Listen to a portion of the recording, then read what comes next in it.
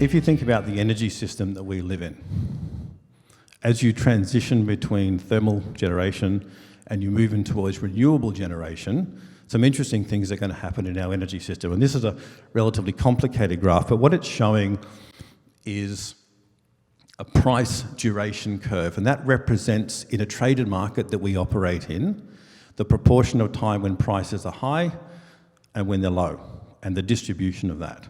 So in a normal thermal world, particularly in Australia, you have energy prices are pretty flat. Here's my average energy price.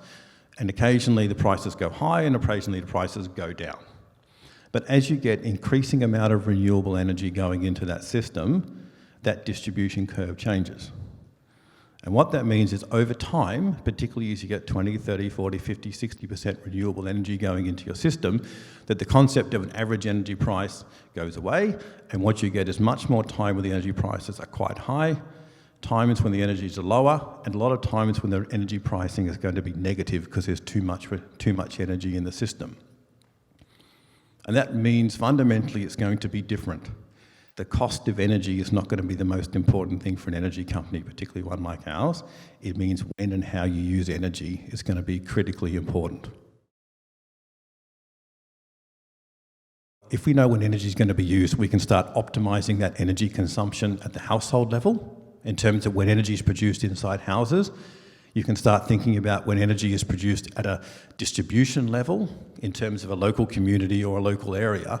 And particularly when you have price volatility in the wholesale market, you can start thinking about optimizing energy at the system level. But if you're going to do that, and if you're going to be successful at doing that, you're going to have to start thinking about how do I control and connect to all these devices, and then ultimately, how do I coordinate that? It's going to challenge us to have really different conversations with different people and have to develop quite different skill sets that don't naturally sit within energy companies. Conversations about, well, how do we get good at comms? How do we get good at data handling, data governance? How do we share data in a way that's safe for us and safe for customers? How do we make sure that we have the skill sets that were going to be required for us to be successful? The first and fundamental question when you're trying to get new capability is how do you do that?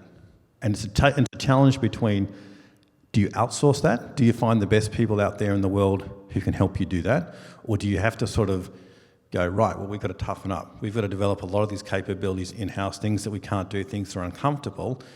But if we don't do it, we're going to be in a much weaker position. And the tough time for energy companies is now because you have to make decisions when you don't know what the world's going to look like, when you don't have all the information, but knowing that if you don't make a decision, that's a pretty strong decision in itself, which is going to have consequences. So it's a pretty uncomfortable time for energy companies. And the other thing besides deciding how to get capabilities is how are you going to work in the future? And traditionally, we've kind of been energy companies bunker down and we've got the answers, we're going to rule the world, we do everything our way. But I think in a digital world, where many of the barriers that used to stop you from interacting with perhaps other verticals aren't really going to exist anymore, and it's going to become much more porous. And so the question for you is, in that world, who are your friends? Who are your enemies? What makes sense for you to do yourself, and what makes sense for you to partner with other people who might do it?